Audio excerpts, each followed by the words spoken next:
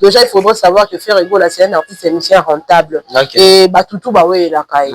Et les concerts, eux, après faire Orbeta, on a déjà une équipe à production, bah, qui n'a pas sauté pour dire que quand déjà quelqu'un arrive à changer, même une équipe de production, c'est-à-dire que même ceux-là qui sont venus, ils ont senti que cette personne nous sera rentable. Donc, pour ceux qui sont de date, moi, j'invite juste le Golo à être un peu patient parce que pour fêter bonne année, tu sans pour autant tout dans ma date. Et le mois de novembre, je ne pense pas qu'il reprendra Matina Souka pour tout dans ma date parce que ma date, c'est déjà faire rigola. Abandonner pour négocier. Il y a une date qui est samedi au lieu de dimanche. Alors, il y a un donc, ça m'a dit au début, il que mutu na mutu asalama comme selon vision, selon calcul na ye. Mutu akosalama makambo te po asepelisa X personnes. Po soka échoué, ka bato bande kotindika ye, bosa nini babande osika ye. Ozomona, yango moni ke mutu il faut sala azwa temps na ye nyonso. Po soko zwi temps na yo préparer eloko na yo. Oyebi déjà qu'il n'a pas échoué tes places parce qu'il a donné suffisamment de temps à préparer.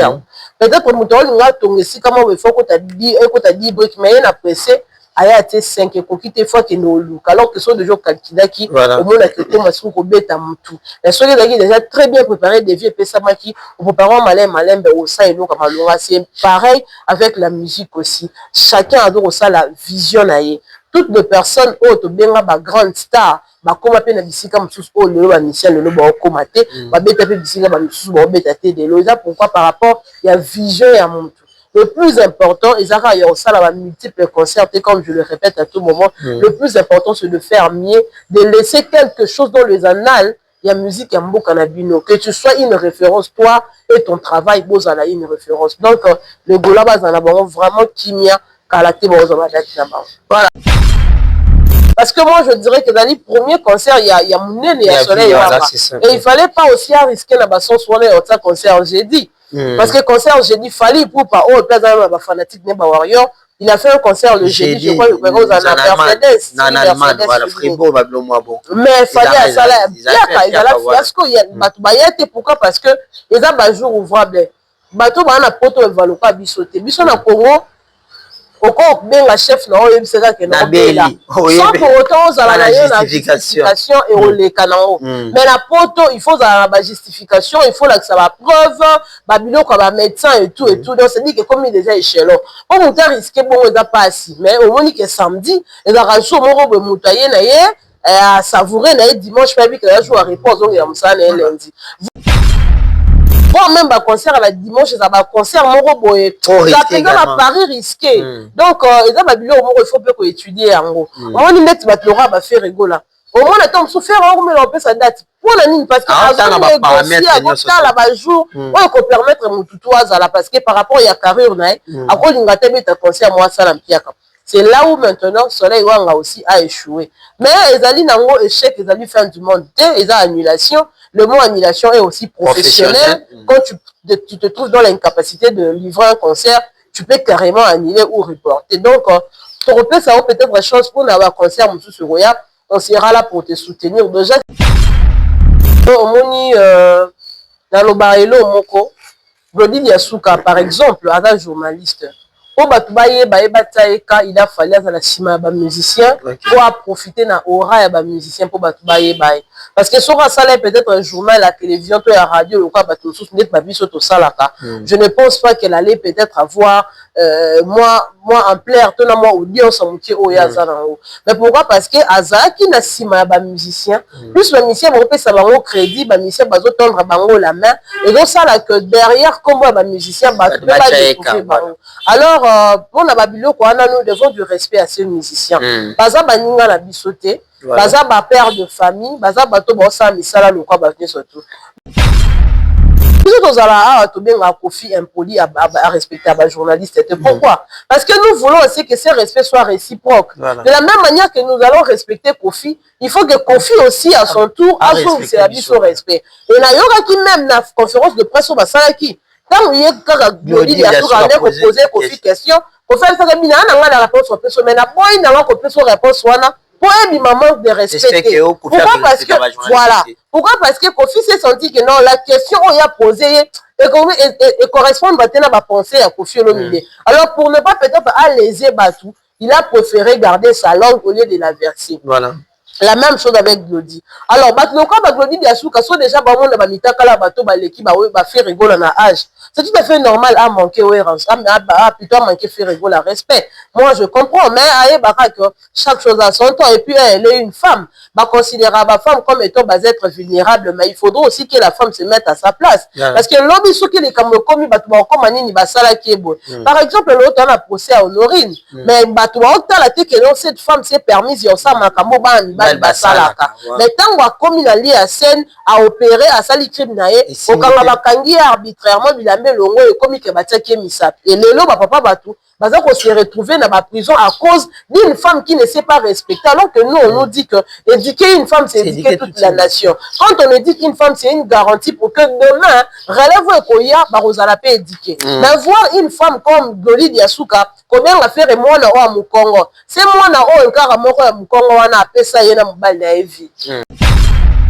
C'est comme si vous fallait si la profiter il y a bien bien fallait que ma bien Feli Tyson point. Ma provocation inutile. En fait, le vieux Rambo n'a pas besoin d'entrer dans certaines histoires. Voilà. Il est déjà Koffi Olomide que tout le monde a connu. Voilà. C'est une référence pour la musique de notre pays. Ça fait quand même du bien quand tu vas quelque part, on te demande tu es du pays de Koffi Olomide. Okay. Cela veut dire que Koffi Olomide est considéré comme la légende de la musique congolaise. Donc, certaines histoires ne sont vraiment pas permises pour Koffi Olomide pour se rabaisser. Parce que mon les gens là quand même bien pour les autres on a vu sur la génération on a bien poli au point que nous t'en manqué au respect de l'obanen la Koffi du coup il n'y a pas de mère. Est-ce que soit le côté ma demeure na Koffi Olomide bazangu la moko demeure est-ce qu'on dit vraiment côté les mahalo babakamo pour la Koffi Olomide mais s'il arrive Koffi mais s'il arrive à faire ça d'abord c'est par rapport à leur impolitesse et aussi par rapport il y a ba terrain où sous peut Koffi Aluka kokota Koffi Olomide, il doit garder sa bande. Est-ce que depuis Feli Tyson a un orchestre à Koffi a ça la musique pour il faut qu'à inviter Feli Tyson. Bah tout coup on va inviter à mingi zalaka, bah musicien au ba yemba.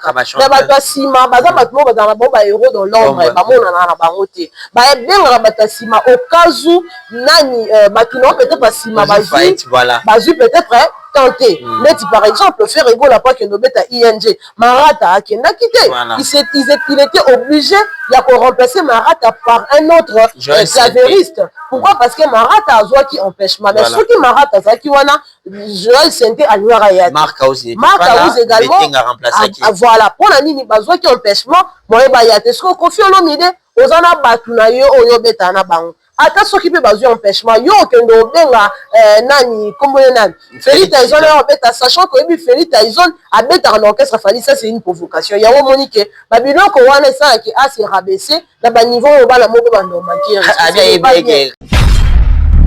C'est toujours un grand plaisir pour nous de vous retrouver en ce net moment, toujours dans le cadre de votre émission Culturelle Aïn, ainsi que ma solo sur Naomi Eyaba Télévision, ainsi que sur Koromboka 1, c'est des chaînes d'information qui vous informent en temps réel. Tariq Ngango, le rochissime journaliste, Yann Zambé à la présentation de cette grande émission dont nous vous informons des actualités culturelles. Nous allons parler des Ferregola, le padre Jésus des Lions, tous les yeux sont braqués sur sa page Facebook. À quand il va annoncer ses productions scéniques au niveau de l'Europe? Tout le monde se pose des questions. On va également parler de cette sortie médiatique de Koffi Olomide pour le 39e anniversaire des Quartiers Latins, mais également pour la sortie de l'album Suprématie de Mama Si Cindy Lecker. On va également parler de tous les points saillants de l'actualité. Merci beaucoup à vous pour votre soutien indéfectible que vous nous accordez, pour votre soutien détail. Vraiment, merci beaucoup à vous, à toutes les mamans qui nous soutiennent. Maman Diwembo Beton, Yanga Yamutema, je vous salue. Maman Bernice Kifaya, plein de bonnes choses à vous. Maman Arlo Matumbongo, Napisio Mbote. Maman Madi M, Laurentine Lola, maman tout. On vous aura derrière nous pour nous soutenir vraiment. Nous disons également un grand merci à Guy Merveille Boula qui est derrière la caméra, l'euro dans l'ombre. Merci beaucoup à vous. Vous avez bien compris, quand je parlais de Naomi Eyaba Télévision, je reçois pour vous Naomi Eyaba, mon amaïle avec Elto Megapo Solo là. Actualité comme Nessibino, Ferregola, tous les yeux sont braqués sur lui. Akotia date jour ni tout soleil. Entre temps, j'ai dit déjà bonjour et puis bon après-midi à Naomi. Bonjour Tariq Ngangou, bonjour à toutes ces personnes qui nous suivent de partout à travers le monde entier. Et reste de vous retrouver, comme venait de le dire Tariq Ngangou sur Congo Mboka 1, Naomi Yaba officiel. Abonnez-vous à nos chaînes, vous qui n'êtes pas encore abonnés. En tout cas, on vous aime beaucoup. Merci déjà pour vos soutiens, pour vos partages, pour vos j'aime, vos likes. Et on a des salaka. Vraiment, force, n'a dit surtout qu'on ça, on s'ala open dans la motema. Nous, on sortit à Bolingo. J'ai dit merci à tous les fanatiques de Papa Hervé Ferrego là. Il y a dit que la minute, attention, ça y a moins pour matamé. Apaisez-vous parce que la bonne nourriture est en train d'être préparée. Voilà. Merci beaucoup, Naomi Yaba. Je crois que la santé déjà ça va. Ouais, la santé ça va. Comme d'habitude, si on peut dire Boni Basango. Il y a la culture et un beau cannabis au RD Congo. Bon, en tout cas, en soi, culture est donc bien. Nous avons ça l'effort, parce que nous avons ça selon capacité, selon vision. Le mal est juste que comment on va forcer, selon ce que nous va penser. Alors que nous avons tout le temps d'abord par rapport à la vision et l'eau. Nous avons sommes le pan où c'était qui a tourné. Il y a le pan où déjà la calcule déjà que na otonga boy ndenge moto on ke sombela mbana zandu ebi da ke lambo ndenge na sombela ngo boy na ko lata na forme o mais moto mususu ala tompe na forme mususu ye bo lata na forme pourquoi parce que ma vision est un ndenge mon côté objectif est un ndenge mon côté et puis mon ambition ya mutu na mutu za ndenge mon côté donc on a lobi que mutu na mutu sala musala selon oyo ye azolingela ezala c'est pas peut-être que akokuta na ba quoi moko boy à atteindre l'objectif, mais à réaliser quand même un minimum, il y a c'est-à-dire que quelque part, pour naïe, ils ont la réussite, et puis, que prochainement, on fournir encore effort pour qu'elle atteindre l'objectif à 100%. Donc, chacun est en train de faire son effort dans quoi naïe, car on est là. Voilà, merci beaucoup, Naomi Yaba. Parlons également de cette nouvelle qui est arrivée un peu trop brusque, et va te mêler, trop compliqué, c'est l'annulation. Il y a un concert, il y a Soleil Wanga, Bodina qui va prendre le 13 au niveau du théâtre des arts. 13e, je crois que c'est ça le nom. Na Paris, malheureusement, le concert est annulé. Nous avons vu que Batemele Belé va évoquer point Belé, lobby faible taux. Il y a Vantabadier, Koto Balobi, qu'est-ce qui s'est passé quand c'est annulé? On peut dire à la veille, soit le même jour. En tout cas, le concert est annulé à la veille parce que ça devrait être joué aujourd'hui, jeudi. Mais malheureusement, tout le monde concert, il y a Soleil Wanga qui a annulé. En tout cas, courage à lui, parce que c'est pas facile que Bandi déjà a annoncé le concert, parce que le concert a été annoncé depuis. Même quand il a été invité dans le concert, il a fait rigoler à ING Arena. Après, a eu ce qui a album il y a Soleil, ils ont marché. Et puis, le concert, on a été dans Mikolokoya, trop assisté. C'est-à-dire que les gens vont préparer.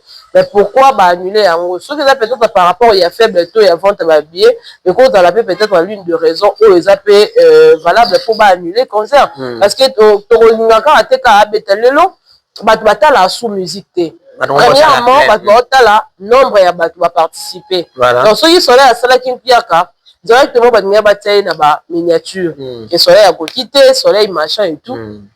Et surtout, il y a une tension entre Soleil et Fali. C'est-à-dire qu'il allait avoir le warrior derrière son dos pour le peut-être qu'on humilier, la coste d'Aki humilié. Alors, un homme prudent voit les mal de loin et il se cache. Donc, ce que par rapport à faible taux, il a continué à annuler le concert. En tout cas, base de soutien qu'on s'est préparé. Ce qui est vrai, le concert en question, on va pour le billet en côté.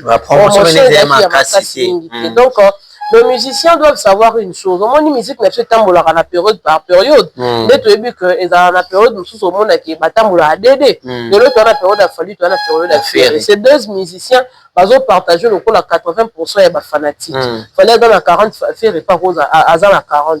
Mais si quoi, Soleil Wanga, on se trouve à 20% au batiquet.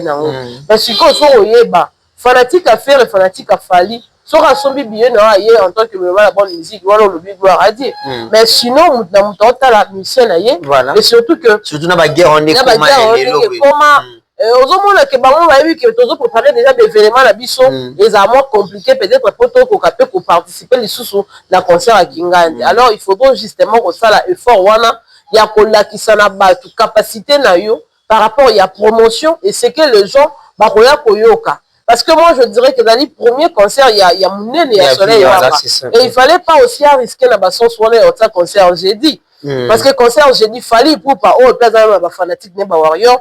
Il a fait un concert le jeudi, je crois, aux Mercedes. En Allemagne, voilà, Fribourg, bon. Mais il fallait à ça, il y a la fiasco, il y a pourquoi? Parce que les gens jour ouvrable. Bateau ba na poto evalo pas bisoté. Biso na Congo, oko benga chef na oyo biseka ke na bela. Sans pour autant za la justification et on les canaux. Mais la poto, il faut za la justification, il faut là que ça va preuve, babilo comme un médecin et tout. Donc c'est dit que comme il déjà échelon. On monte risquer bon on pas assis. Mais au moment que samedi, et la rajo mo robe moutaye na ye à savourer na dimanche pas que la jour à réponse donc il y a ça lundi voir même ba concert à la dimanche ça va concert moko boye ça fait dans Paris risqué donc et ça ba bilo moko il faut peu ko étudier en gros on dit net ba tlora ba faire rigola au moins le temps souffrir on met en place sa date pour la ligne parce que à la ba jour on peut permettre mututu azala parce que par rapport ya carrière na à cause d'une gâteau ta concert moi ça la mpiaka. C'est là où maintenant Soleil Wanga aussi a échoué. Mais Ezali Nango échec, Ezali fin du monde. Dès annulation, le mot annulation est aussi professionnel. Quand tu te trouves dans l'incapacité de livrer un concert, tu peux carrément annuler ou reporter. Donc, pour eux, ça va peut-être une chose pour avoir un concert, on sera là pour te soutenir. Déjà que tu es bien, fait bientôt, il y a vente à billet et puis le problème, c'est les à côté. On va faire en sorte que prochainement, quand tu vas mettre ton concert, qu'on soit là pour t'accompagner et ça va bien parce que ça devient culture et amour cannabis. Voilà, pour les éventuels concerts à Soleil Wanga, on est là pour vous accompagner. Non mais Yaba, hier, juste vous l'avez posté l'affiche à Soleil Wanga pour lui donner la force pour le concert d'aujourd'hui. Malheureusement, le concert est annulé. Mais cette question est vraiment beaucoup plus, on a en politesse au Badbakoumé à l'égard de Ferrigol. Et Badbakoumé à Ferrigol, c'est comme si c'est un artiste c'est moins que rien, quelqu'un qui n'a pas de valeur. C'est par rapport à cette publication, tout le monde dit, on a aussi un journaliste, Glody Diasuka, elle a reposté la même vidéo, soit le post à faire rigoler, pour dire que moi, non, comme moi, tu as monté ma boyo, tu as la RAO posté, mon soutien. Manque à respect, comme moi de trop. Tout le monde qui n'a plateau, na bango, camionnette, mbola. Un recadre qui bango suite à une politesse mais tout le monde les a continué. En tant que journaliste, et toi, ça t'arrive également de manquer certains artistes de la sorte. En tout cas, moi je peux jamais le faire parce que au moins dans le barilo moko Glody Diasuka par exemple à un journaliste pour il a fallu à la cima ba musicien pour profiter na aura ya ba musicien pour parce que sur ça peut-être un journal la télévision toi la radio le quoi bato sous net ba biso to salaka je ne pense pas qu'elle allait peut-être avoir moi en plaire tout na moi audience en moitié oya zanango mais pourquoi parce que azaki na cima ba musicien plus ba musicien vont payer ça bango crédit ba musicien bazo tendre bango la main et donc ça là que derrière comme ba musicien alors pour la babilo quoi nous devons du respect à ces musiciens baza baninga la bisoté baza ba père de famille baza bato bossa misala le quoi bato surtout biso tozala to benga Kofi impoli à respecter ba journaliste pourquoi parce que nous voulons aussi que ce respect soit réciproque de la même manière que nous allons respecter Kofi il faut que Kofi aussi à son tour assume c'est biso respect et na yoka qui même na conférence de presse au basala qui quand il y a Glody Diasuka poser Kofi question au fait ça que mina na la réponse au person mais na boy na ko person réponse wana pour un maman de respect pourquoi parce que voilà pourquoi parce que Kofi s'est senti que non la question on y a posé et correspond maintenant à ma pensée à Kofi Olomide alors pour ne pas peut-être léser Batou il a préféré garder sa langue au lieu de la verser voilà. La même chose avec Glody. Alors, quand Glody Diasuka sont déjà ba monde ba mitaka la bato ba leki ba faire rigoler na âge. C'est tout à fait normal à manquer plutôt manquer faire rigoler respect. moi je comprends, mais chaque chose a son temps, et puis elle est une femme, considérer la femme comme étant être vulnérable, mais il faudra aussi que la femme se mette à sa place. Parce que l'homme, ce qui est comme par exemple, l'autre, on a procès à Honorine, mais cette femme s'est permise, mais tant qu'on a commis la lie à scène, à opérer, à sali crime, au kangi arbitrairement, il a mis le et comme il et le lot, papa, batou. On s'est retrouvé dans la prison à cause d'une femme qui ne s'est pas respectée. Alors que nous, on nous dit que éduquer une femme, c'est éduquer toute la nation. Quand on dit qu'une femme, c'est une garantie pour que demain, relève Koya, vous allez pas éduquer. Mais voir une femme comme Goli Diasuka, combien la faire et moi, na à Mukongo. C'est moi, na un car à Mukongo, on a appelé ça, y a un vie. Chez nous, on a le Congo. Autrefois, ils allaient à l'identité, le roi a fait rigola. Les gens, on considérait les Congo comme étant chaîne de la tendance à faire rigola. Même l'émission qu'il a fait, premier soin. Premier soin. Et ça, la chaîne Nabango. Et quand la même chaîne Nabango, on a Misa Davina, sali sa émission. Quand la même chaîne Nabango, et on s'ala qu'elle fait, on s'ala émission sous. Oh, ya konuka kobongisa makambo Davina lobaki. Quand la même chaîne Goli Diasuka, yemora betali solo na ndenga kenda. Azaki omelisa mwana akenda basala émission na papa Hervé car na même chaîne Goli Diasuka uti ko uta poto aye azaki anakin avant ba père va que no beta badidas donc ba père va ici dynastie deuxième volume tozalaka na hôtel Sultani azalaka anakin ba père va payer ba valeur mais la place naie a commis cause ça na monnaie de singe. OK, c'est pas un problème toi na kata mokili yango a continuer bongo. Mais au moins avant ça là yango au vu de tout le monde. Lobi soki problème eza est commis. Ba tout siko biso to la mine kaka total la réaction mais action posée par la personne aussi bien réaction minute voilà. Ba to baye ba alors Goli Diasuka nazo bende mato il respecte toi en tant qu'une femme. Ça sera quand même pas poli que loko la yo moi si ba kutano na nzela ba beta onde ba beta ka fi wana ya warrior wana na concert accord arena fali ça sera pas poli donc respecte-toi yeba ko makambo ça là les a importé puis Tracy elle est andé na bende mato en tout cas Tracy permets-moi quand même na bendo ta moi lito imukie je sais que tu es un homme tu es âgé que moi mais permets-moi au moins d'appeler data lito imuke yo lobana yo que batu lokola ba elengi ya Congo parce que c'est déjà chaîne ya Goli Diasuka il ne mérite pas ma crédibilité au beau pierre bango que venez faire bango bas exclusivité ba ça qu'on attend a besoin ya ko zwata invitation à pambate mutu o ya sala na elengi ya Congo n'a pas besoin de mettre ses pattes na événement faire parce que on se entend que le propriétaire ya chaîne wana bazana respecté pour l'artiste donc ils ne doivent pas bénéficier aussi de biloko à faire. Ils vont bénéficier de la combat à faire et de la fin à faire. Mais la dernière qui est événement à faire et bango bas exclusivité, ça on ne veut pas. Voilà. Ça on ne veut pas. Tu peux critiquer, faire rigoler, mais tout en restant professionnel. C'est la logique des choses au temps en ifasik. Malheureusement, il n'y a pas un autre côté classité à zéro mais la massanga trop. Na ifasik c'est autant no benga bango. Merci beaucoup d'avoir négocié. Vous avez une branchon, c'est net moment.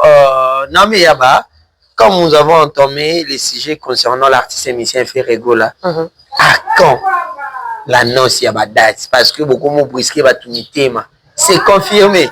C'est confirmé. Alain Mabakou, à des reprises, tout est bouclé. C'est confirmé. Tout, dans le goût de date, c'est limité, mais beaucoup de critiquer Ouera. Ouera, son avis n'est non habitat Bercité. Ouera, son avis n'est non habitat Bercité. Bercité, habitat Ferrazala. Pour moi, les gens ont critiqué. À quand la sortie, soit l'annonce, il y a une date, parce que tous les yeux sont braqués sur Ferregola. Quand est-ce que accord à Renango, soit tu y à Renango, ce qui peut stade de France, tout Parc des Princes, ils l'annonce. Bon, c'est déjà pour bientôt parce que tout est déjà bouclé. Il faudrait juste savoir que Nengi Badbandek ko spéculer que Ferré akendaki kosenga encore arena batimeliaki wana ezalaki complot ya Saint-Marc Tabuna mwasi na bango Wamataku Laura Tendance nde bakendaki babandi monter babilo na bango juste question ya ko distraire batu et puis balongola biso idée à $1 million. Déjà il faudrait savoir que Ferregola c'est un artiste émission rentable et batutu bawe la kai et les concerts ozoya après faire obeta déjà une équipe à production bazaki nango libosote pour dire que quand déjà quelqu'un arrive à changer même une équipe de production, c'est-à-dire que même ceux-là qui sont venus, ils ont senti que cette personne nous sera rentable. Donc pour ceux qui sont de date, moi, j'invite juste le Gaulois à être un peu patient parce que pour fêter bonne année, sans pour autant tout ma date. Et le mois de novembre, je ne pense pas qu'il y ait un souka pour tout ma date parce que ma date est déjà fait rigola. Abandonner pour négocier. N'engeni a ma date il y a samedi au lieu de dimanche. Alors, il y a un donc il y a un autre aussi on a Bagoula bazar après. Dès que la Goula me souba bien là. On a comme ça message papa Hervé.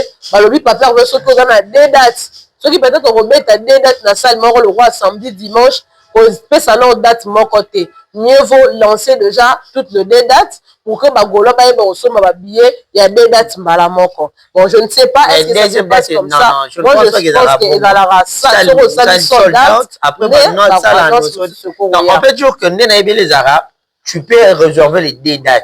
Mais on va annoncer dans nos deux dates. On va annoncer date moko. Au cas où on va rendement, on va lancer deuxième date. Donc, ce qui est première date et que ma place est si libre, demande les gens continuer. C'est alors que ma place sera maintenant aval pour une deuxième date. On peut dire que les Gaulois sont prêts et puis motivés. Les Gaulois ont toujours été prêts. Les Gaulois ont toujours été motivés. Parce que les gens dans la zone où sont papier alphabet, les musiciens sont beta en haute. Beta t'es pas dans le terme il y a musique, mais beta t'es peut-être par rapport il y a participation, il y a participation. Parce que tu roses exemple le quoi Genève Arena. Le même Genève Arena, les gens ne savent pas le miracle où ils s'opéra. Parce que les gens tellement glissants en termes de concert. Donc, tu vas tellement focus dans la misala, et tout. C'est un pays très calme. Voilà. Mais papa fait ma bêta en gros. Ma fille n'a pas risque de bêta ma concert. Papa va bêta ma concert dans le Maroc, bêta ma concert dans la Russie, bêta ma concert dans la Bicycle, ma tébélé, ma bêta c'est-à-dire que Azam Mobile. Alors, pour ceux qui sont de date, les Gaulois, gardez votre mal à patience. Nous avons d'abord une date qui est déjà connue. Aux amis, il y a Gabon, le 27 décembre. Nous sommes déjà en train de nous préparer par rapport à date. Donc, on tient déjà à appeler le producteur et son équipe. Faites un effort. Et on fournit la bus au billetterie déjà très bien avant. On va parler également de ça. Donc, voilà. Voilà. Non, mais on peut dire que les Gaulois peuvent rester calmes et tranquilles. L'annonce sera incessamment déjà mamoué. En tout cas, maintenant, c'est dans l'angle déjà, Kalaming Tebada, c'est ça. Mon Tarik, au début, na Yobaki, que mon tunamta sala makam selon vision, selon calcul nae. Moutako sala makambute comme ACP ça X personnes. Pour ce cas échoué, quand bateau bandé au tindikae, au sanini, babando sikae. Ozomona. Yango moni que mouto il fa sala azwa tant na yenyoso. Pour ce que 8 ans na yo préparer logo na yo. Au début déjà qu'il y a échoué tes places parce qu'il n'a pas suffisamment de temps à préparer. Peut-être que nous avons ici comment il faut que tu as dit brique mais il a pressé à été 5 et qu'on quitte fois qu'il nous loue alors que ce sont des gens qui au moins la question parce qu'on bête à tout. La soirée qui déjà très bien préparé des vieux pesama qui au parents malin au sein et nous comme c'est pareil avec la musique aussi. Chacun a donc ça la vision naie. Toutes les personnes autres bien ma grande star comme appelle bisika msusu o lelo ba Michel lelo ba okomate ba beta pe bisika ba msusu ba beta te de loza pourquoi par rapport il y a vision ya muntu. Le plus important ezaka ya osala ba multiples concerts comme je le répète à tout moment le plus important c'est de faire mieux de laisser quelque chose dans les annales il y a musique ya mboka na bino que tu sois une référence toi et ton travail bozala une référence donc le Gola bazana vraiment kimia kalaté bozala date na ba. Voilà, parlons également de ce concert le 27 décembre à Libreville. Peuple gabonais va mobiliser, mais il y a un souci. Jusqu'à présent, la billetterie n'est pas encore ouverte. Qu'est-ce qui se passe? Bon, en fait, jusque-là, vous avez vraiment l'information précise. Ils ont tardé l'ouverture de la billetterie. Mais dernières informations, c'était que on a modifié les prix à billets VIP au lieu de 10 000 francs et comme à 50 000 francs CFA. Donc, c'était ça, au fait. Mais je pense peut-être que non, ils ont déjà fini. Et puis, il faut aussi savoir une chose. Les billets belé, que la biso na ba concert et ça, la marathon, na ba Congo, par exemple, billet, il y a échangé qui Afrique du Sud. Ouais, et ça la mène à Afrique du Sud. Fallait bailler un ango et tout. Donc, ça va cacher sec. Voilà. Peut-être que non, nous sommes encore à cette étape où bon, ça va habiller. Donc, incessamment, ouverture à billetterie et salama. Mais je crois qu'avec déjà la motivation, Gaulois, Bazanango, Gabon, partout ailleurs, événement on est reconnaître réussite mais juste que pas mais un peu qu'on travaille moi beaucoup moi on peut permettre que ouverture yango et salama avant tout comme à décembre pour que permettre pendant ce temps si tout comme le 26 le 27 voilà le jour aussi il y a concert donc on va quand même enregistrer un bon nombre de billets vendus et au ça bien mais le Gaulois je vous invite juste à être prêt avec vos frais pour permettre c'est que l'événement est des camarades. Voilà, Gauloise disséminée à travers le monde entier, surtout à Gabon. Préparez-vous déjà parce que l'artiste arrive bientôt. Ferregola et toute son équipe Jet Set arrive pour un concert inoubliable, pour un concert mémorable. La voix la plus angélique arrive chez vous. Vous allez fêter avec Ferregola. Le festivité de fin d'année est tellement bien pour vous. Ferregola arrive Naomi Yaba. Ferregola, il y a un album qui est en cours de gestation, en préparation. Code 16, on en est où avec Code 16? En tout cas, tout le monde a une image de monde. Comme moi, je l'ai dit toujours que Ferregola reste le seul artiste et musicien à répéter au vu de tous. Tout le monde a préparation à Bilo Konae. Et puis, il y a un moment qui concerne les carapés très bien impeccable. Pourquoi? Parce qu'il prend tout son temps et on prépare Bilo Konae. L'album Code 16, il faut Robima, oui. Mais tous à la PK passion. Parce qu'il faut si de ça l'autre fois, on était avec toi, Shawal. Shawal nous a dit que Bazan a un studio. Ils sont en train de continuer l'enregistrement. Donc, le coup, là, on va continuer l'enregistrement. Bien sûr, peut-être continuer causer là. En attendant, tout consommer, nous, on a marché. Tout ça, là, générique. Et nous avons aussi l'album Dynastie volume 2, on a au moins 41 titres. Donc, ça dit qu'il y a des chansons que nous devons encore découvrir dans cet album. Donc, ne soyons pas pressés, il y a relié biloko, non, tout le monde, au lieu de aussi, ça, non, donc, continuer à consommer, pour que tant que tu rejoins, on est au bâtisseur quand même, espace là, on a retiré en gros. Bazo préparé en gros, la répétition au salama tous les jours, donc, Kalaté, album Robima, quand on va aller bientôt de Jésus. Jésus revient bientôt, on a beau majorité, on a beau Jésus revient bientôt, matériel, Jésus pas revenir bientôt, Jésus revient bientôt, voilà. Naomi Yaba, c'est toujours un grand plaisir tant aux Arano na plateau. Koffi Olomide et la légende, le Quadra Kouraman, va fêter le 39e anniversaire de son orchestre, les quartiers latins international. Et tout le monde qui est en conférence de presse avec Mamassi, la reine-mère, la suprême, pendant la conférence de presse, c'était beaucoup plus évoqué le sujet à 39e anniversaire. Na ba invité na au Barozala na concert wana et a eu l'invitation à Philippe Tyson. Philippe Tyson c'est un ancien guitariste à quartier latin mais il évolue auprès de Fally Ipupa pendant un long moment, près de 20 ans à Fally Ipupa. Philippe Tyson a rejeté l'invitation à Koffi Olomide. Et puis Koffi Olomide s'est mis à parler. Tout le monde va dire bon, va travailler en Angaï. C'est comme si vous fallait s'il a profité. Ma provocation est inutile. En fait, le vieux Rambo n'a pas besoin d'entrer dans certaines histoires pour il est déjà Koffi Olomide que tout le monde a connu. C'est une référence pour la musique de notre pays. Ça fait quand même du bien quand tu vas quelque part, on te demande tu es du pays de Koffi Olomide. Cela veut dire que Koffi Olomide est considéré comme la légende de la musique congolaise. Donc, certaines histoires ne sont vraiment pas permises pour Koffi Olomide pour assez rabaisser. Parce que mon les gens là quand même bien pour les autres on a vu sur la génération au point que nous t'en manqué au respect de l'obanen à Koffi il n'y a pas de mère. Est-ce que soit côté ma demeure na Koffi Olomide bazangula moko demeure est-ce que vous vraiment côté les mahalo babakamo pour la Koffi Olomide mais s'il arrive à faire ça d'abord c'est par rapport à leur impolitesse et aussi par rapport il y a des terrains où sous peut Koffi Kokota ozomona asa Koffi Olomide il doit garder sa bande. Est-ce que depuis Félix Tyson a longa l'orchestre à Koffi a ça la musique pour il faut qu'a inviter Félix Tyson batukutu o ba inviter mingi ezalaka ba musicien o ba yemba na ba sima baza batu mo bazana bo ba héros dans l'ombre ba mona na bango te ba benga ba sima au cas où nani batu no peut-être ba sima ba ju peut-être tenter. Mais par exemple, faire ego la pas que nous bête à ING. Marata a qui n'a quitté. Il était obligé de remplacer Marata par un autre clavériste. Pourquoi? Parce que Marata a joué qui empêchement. Mais ce qui Marata a qui wana Joël Senté à Nuarayat. Marc Aouz également. Voilà. Pour la nini bazwa qui empêchement. Moi bayate. Ce qu'on confie au l'omide.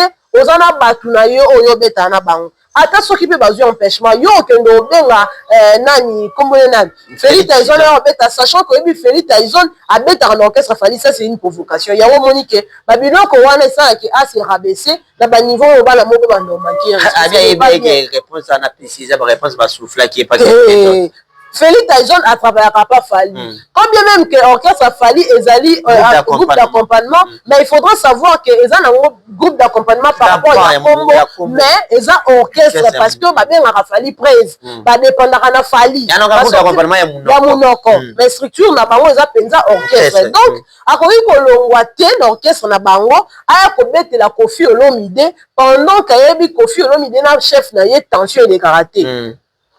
Olobaki bango mbele bazali ba misala na ngawi bazali ba misala bakenda ba créer société na bango moko za chef de société a engagé muninga parce que muninga na atika kaka parce que zemo na musala na aya c'est ba ko bongo il faut banda ko benga ba bon nyonso tout o basala musala na ndako na ata babala ba ya rolambela ka Koffi Olomide nde balobaka on peut pas s'attendre mais chacun reste calme dans son coin. Koffi pour naïlo wabon.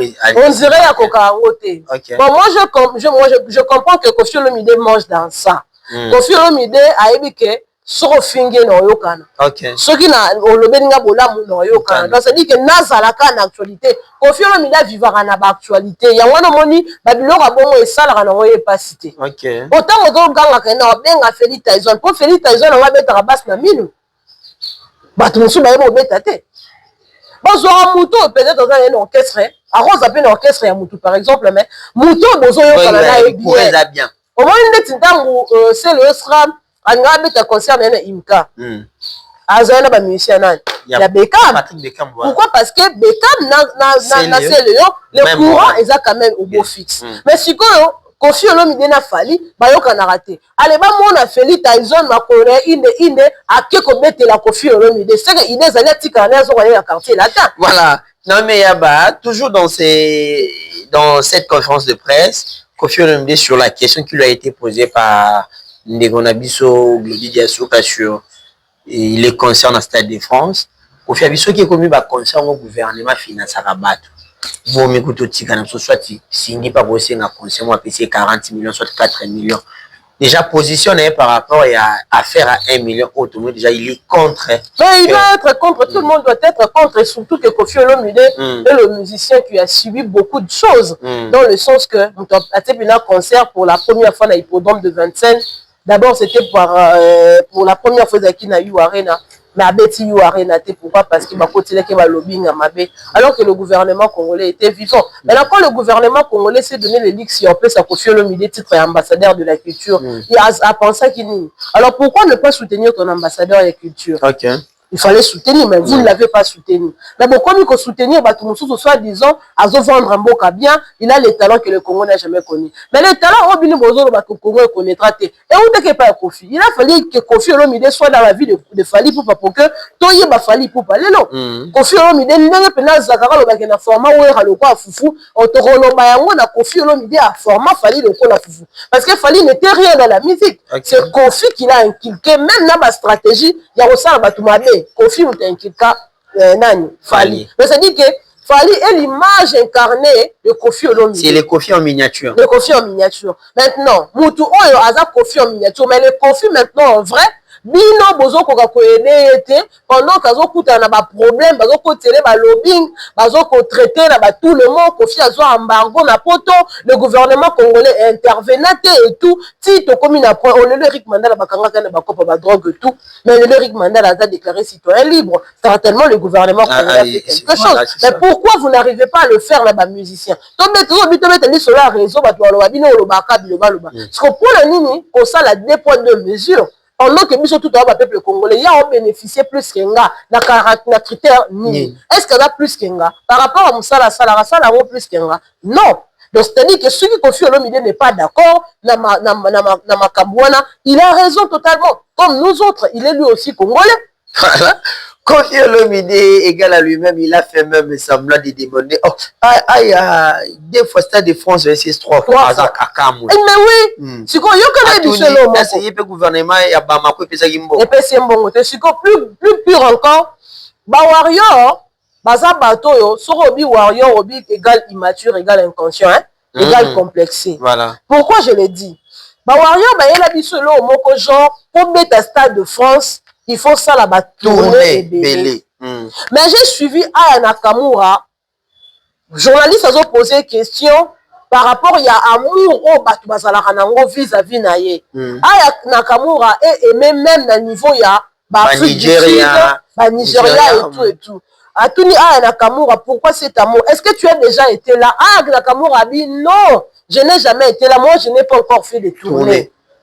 Gilles Oazobet à 4 stades de France Wana, lui également n'a jamais fait de tournée. Parce que l'hypothèse wana que soit à stade de France, faut ça va tourner. Est-ce que les critères encore rapport à Congolais, tous les rapports à tourner, tout ça universel. Parlons-moi de Baba Warrior. Kuta, il y a ce qu'on a le Warrior égale mensonge, Warrior égale complexe, Warrior égale immaturité. Ou soit, tout le bagage que Bazan a raison parce que ça commence dans Moutou. Mutuna bango déjà le quoi bada da ko tambola tom funa balokuta ya moi inculca et puis tari il pense ça la demanda warrior il faut ça mutona ba nerf solide na konozo biso wallahi au moins nous de ça la émission la TV bozo pousser argument non et tout parce que tu n'es pas devant le warrior mais ici que le warrior baza au kokate donc tu as comme l'impression tu parlais aux gens oyo ba mutuna bango. Il a la carte peut-être pour ça la mais qu'on pousse réflexion aussi ça il y a un débat équilibré cadre on a argumentaire il y a bien papa au cocaté un débat rationnel moi j'ai eu un warrior intellectuel mais azobo ya banzembo tu ya faire que faire na nzembo malonga donc pourquoi parce que les 30 minutes Batinzembo Ferré, il y a dynastie, pigeon voyageur. Aïbina Bamabanga. Moi, je lui ai posé la question, mais où t'en es? Oh, on est là pour un débat. Donc, c'est-à-dire que pour la bango qui fanatisme, mais ça là que Bata Fali au-dessus de tout. Donc, ce sont les fanatiques aveugles qui n'arrivent pas à voir Batumusus ou qu'il fallait à cause de peine à ma faille. Donc, c'est-à-dire que pour ça, la débat warrior là-bas, pour l'ongaye, t'as la tarif, nous collons sur la cuite, ma casse en état mort. Voilà.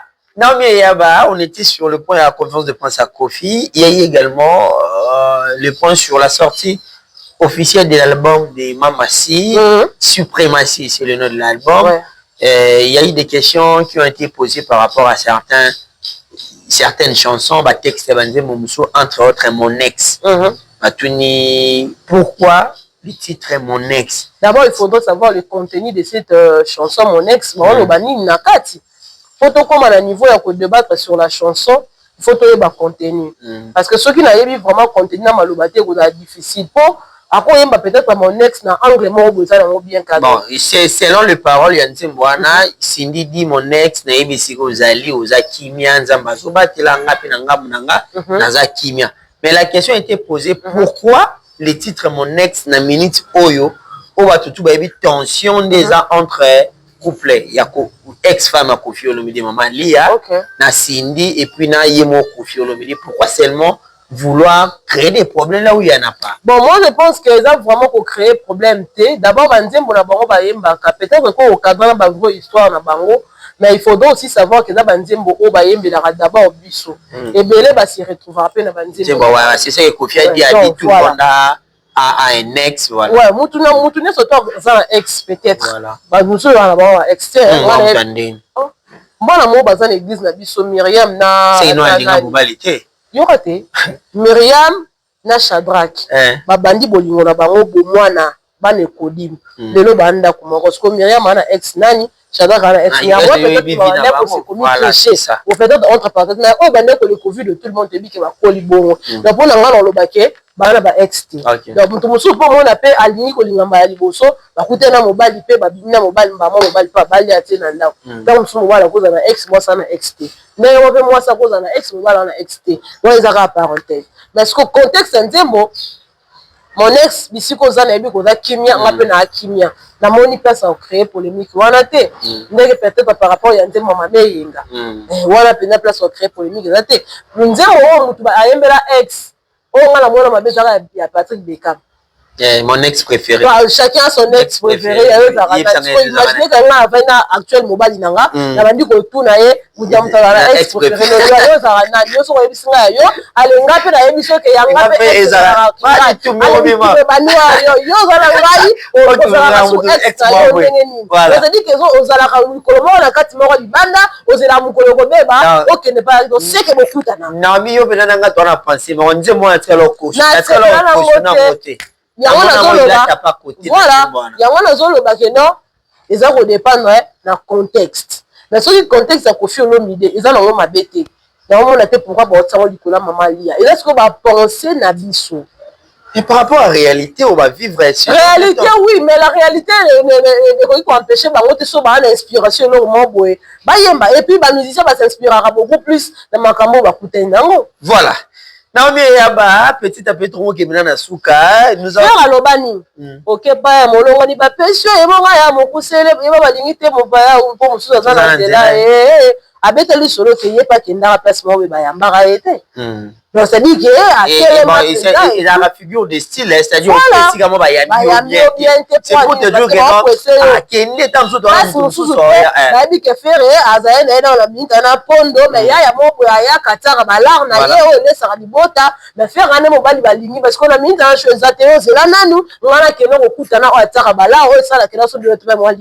voilà, parce que la réalité, bango bakutana eza ba réalité ba vie bango bakutana nango batango na nzembo mama botanga alakisanga koyiba te nzembo wana faire raconter vie na donc c'est à dire que eza nango ba biloko musu ba s'inspirera par rapport à la réalité le ravi ba nzembo ba vie jaloux donc voilà. OK, Naomi Yaba, il y a une semaine la légende c'est une légende féminine te mettons même pour la Koffi Olomide donc prodiguer conseil moko par rapport à l'album maman ya mama si atika signa ça la promotion album na ye moko et ça l'est bien parce que Koffi Olomide sa présence c'est ça la ombrage ya visibilité ya Cindy le cœur abetaka biloko ya bien omona ke c'est vrai qu'on yokana mais ezopena en fleur à makasite mais soki ye moko amitié na terrain abandi ko sala promotion abandi ko expliquer. En tout cas, je pense que Cindy le cœur n'est pas surtout qu'elle parle bien, je le suis. Voilà. Bien, alors parle bien français. Comment une conférence Baouta ko sala avant concert na bango à Genève, je crois. Tant babane bazaki ko loba la conférence et tout, Cindy abane ko calmer Koffi par rapport à makamne parce que Cindy azaki na besoin ayoka idée à batozani. Parce que très souvent, c'est que les journalistes rapportent des alaraba kamoyo, la parle. Voilà. Donc, qui du la riz, et la riz à l'obibo, et puis surtout, ça ne pas, il y a bateau et c'est donc, Koffi Olomide doit laisser Cindy le cœur faire la promotion de ses chansons. Allez, il y a même YouTube, voilà. Aussi le côté. Elle sera gérée.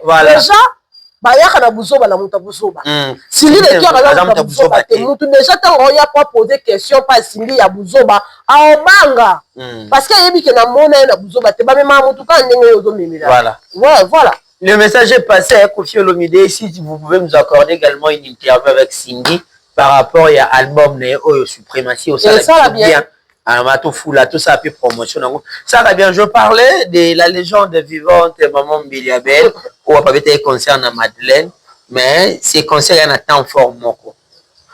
Le temps fort est à la partie où Mbiliabel dansait et à ses parties intimes, si je peux dire ainsi, et ça n'était monana. Et déranger opinion vraiment mingi, voire même Bokechu, qui passe mon musicien, mais il est sorti pour critiquer Mbiliabel a traité contre Mampa Kamira Makwanza. Alors puis moi trop et puis tout le monde va te dire babi na ajouan les échecs. Est-ce que c'était digne que Mbiliabel s'est comporté surtout robe wana fans car liboso out. Bon, Mbiliabel a sali concert mon pour le retrouver Cindy. Oh nandeni. Parce que dans l'émission sur télé la récente émission Mbiliabel a sala va quoi annoncer notre première date à concert na eux aka nila ko ça accident. abandaki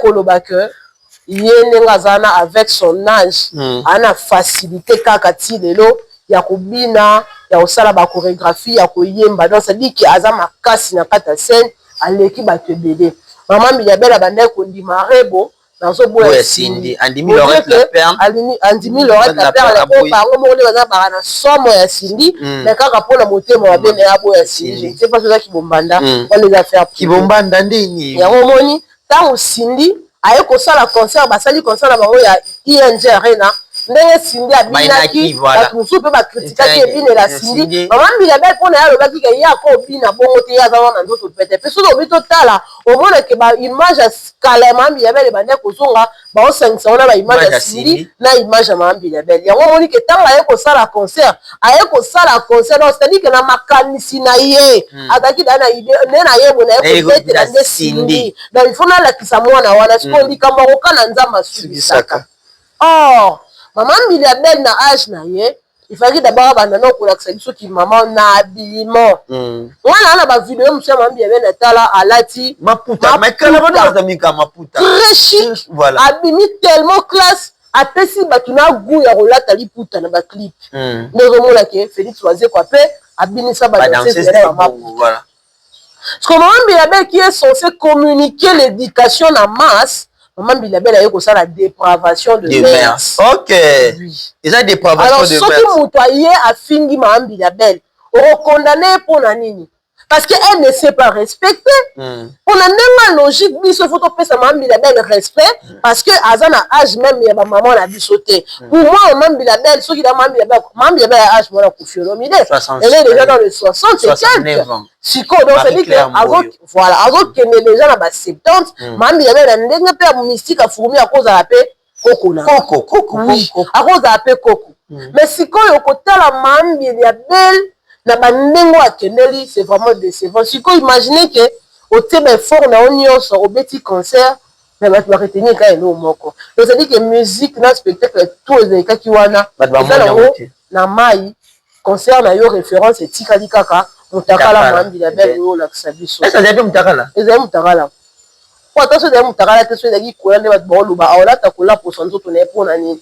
Est-ce qu'elle a d'abord obligé à Olata bon pour avant que nous sommes lamba mitala kit alata ke lamba so qui peut-être que lamba wana ezaki wana ezaki préparer la scène et quand meki on simbité to changer à bilamba et puis ezaki na poto ezali le roi kinte faut zo ba transformer que na rabazan de tout non encore recommander lamba en ligne et y a pas salle livraison on meki sur place so que ba retouche ça on peut corriger mais ba mise ba changer ba bilamba chaque concert y pas il fa ça la maman c'est Maman Milabel pour ça motema na ye ezalaki kaka lokola aza na base aza na besoin koluka base aza na besoin babeta lisolo na ye ayebi ke soki ayembi na ye kaka normal botia eka te il faut na ye na exposer c'est que soki ezalaki bongo il fallaki rebi ya miso abetela biso concert na kaleso alatela biso coupé décalé parce que beta kala na scène il faut concert na ye tika bato babeta lisolo nango nalata coupé décalé na veste na ta cravate mais redi abeta concert redi amisa beta concert pour marquer l'esprit ya bato musique ezala au rendez-vous ambiance ezalaki au rendez-vous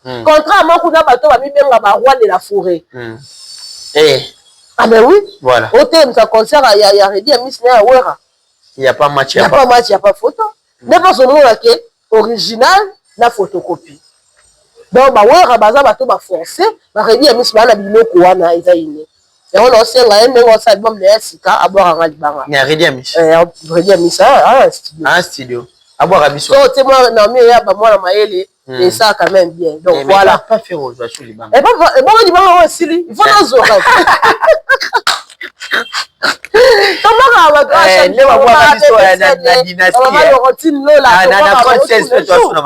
donc voilà et ça bien mais Maman Milabel en tout cas aux a une déception totale et aux a la siko bien yaka s'excuser hein au soigner au longo la tâche au tiki na mitema ya ba congolais potaka bokechu aye alobi mampaka aye ko lakisa biso mira makwanza Menkuru apesa ngo bakomo nyonso et c'est là décevant alors que balobi na biso éduquer une femme c'est éduquer toute la nation ngolo komo mituna ndenge nini la sexualité d'une femme est comme monnaie courante et loko daki ke mutu fa futela yango mbongo pour à découvrir yango. Quand les amis sont tabali, moi c'est la vierge.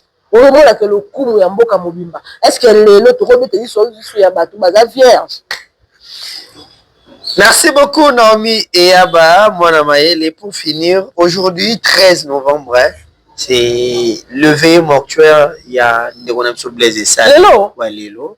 Ah. Ave Maria, un mot par rapport à ça. En tout cas, mes condoléances à toute la famille et Sabé. Et je sais pas, est-ce que là, papa chéri, Bazo qui est d'accord? Si, c'est papa chéri qui a fait. Bon,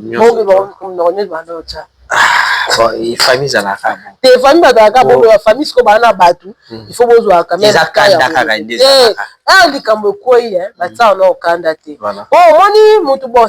que la famille, elle se donne à bébé. Tom Sundo qui a causé la bouleversée, bino makanisi, bino tout le monde kansara, tout le monde mais monde d'autres. Mais après, ils ont dit ouais, ils commis. Nzamba Jimoli Mabez et Sabi a précédé Bissogara, Bisso Peto Rolanda. Donc, il y a Arena et Koki à Kiti, Bisso Toto continuer et vous connaissez appelé Arena Bisso Peto Kita.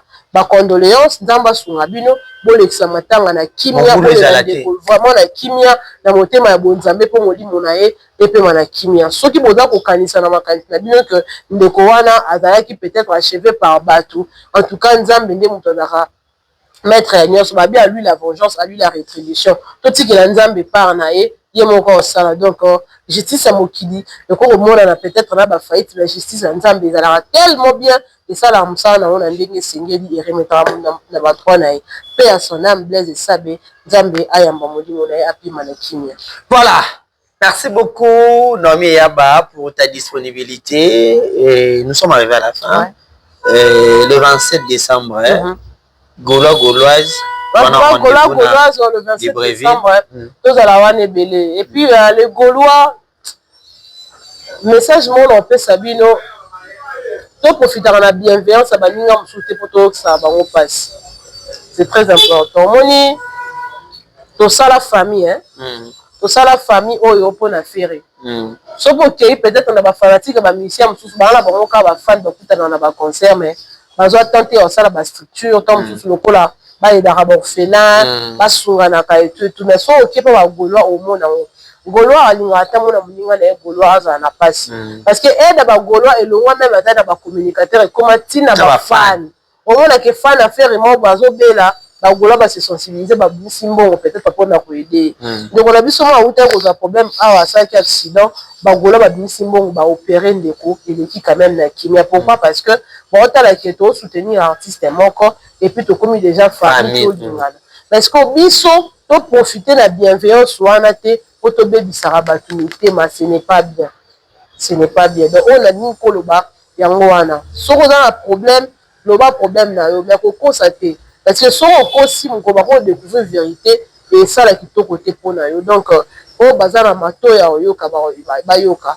on peut pas comprendre de quoi je suis en train de parler va comprendre mais au important yeba ko garder peut-être dignité la personnalité na yo mutu c'est important. Alors le Gaulois le 27 décembre 2025 à Libreville au Palais des Sports tous à la Mobondo na Mobondo et Tombete Mobondo partout nous avons déjà promis de faire Gaulois partout il mettra son concert donc parce puisque les Gaulois sont partout faire Gaulois peut jouer aussi partout donc soyons là juste derrière l'artiste soutenez-les dans cette affaire pour que nous tous nous puissions chanter la victoire à la fin de cet événement surtout que c'est l'événement qui va marquer la fin de l'année 2025 pourquoi ne pas donner vraiment de la bonne ambiance et de la lumière à cet événement ça va faire énormément plaisir et à l'artiste et à nous autres le Gaulois qui ensemble nous sommes en train d'écrire l'histoire avec notre artiste. Donc soyons là, soyons déjà prêts avec nos frais pour acheter les billets qui va se vendre incessamment. Déjà l'ouverture de la billetterie va se faire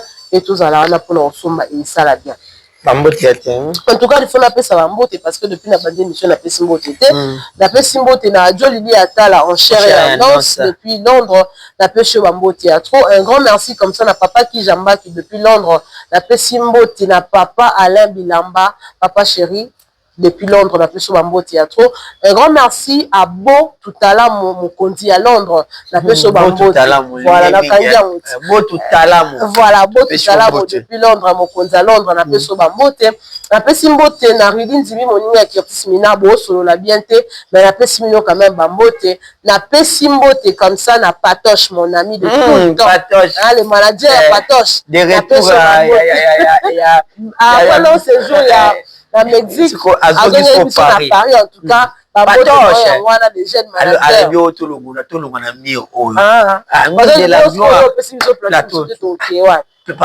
monde a donc, Patoche, l'essentiel c'est d'avoir un beau cadre dans ça l'émission pour tout très calme, voilà. D'ailleurs, la YouTube,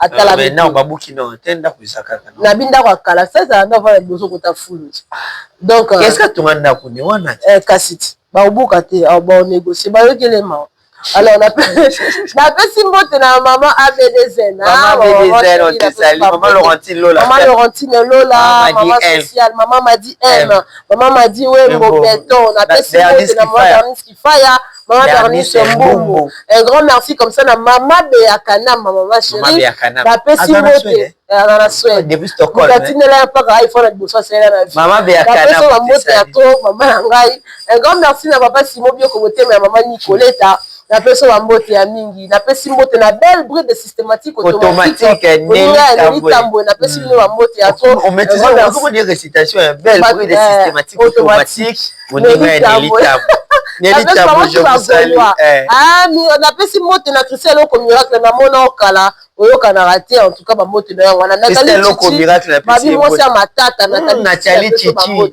c'est na de Gaulois tout na Dolce c'est na de Gaulois il faut voir Dolce Gabbana Anonymous, Anonymous, la personne qui fait le boss Aristote. Le boss Aristote, c'est ça, Magnolia de 21.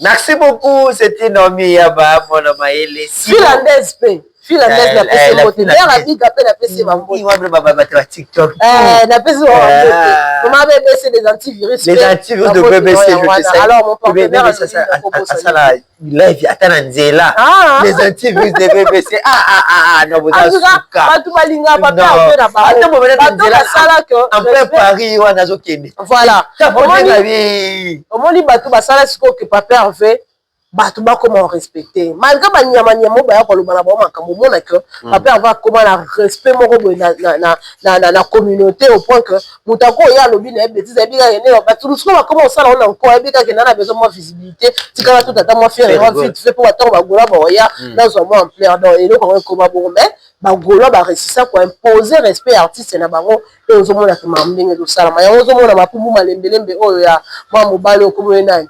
c'est marqué taboni ka tele matin au Mekai tout n'a rien chou. Voilà, on est arrivé à la fin de cette émission. C'était Naomi Yaba, Madame Maëlle, Tariq Ngango, le richissime journaliste Nzambe. J'étais à la présentation de cette grande émission. Restez branchés. Les numéros sont affichés au bas de l'écran. Bobé Gato Solo là. Et ça, là, bien, on se voit prochainement. Bye bye. Nani, give me a chance.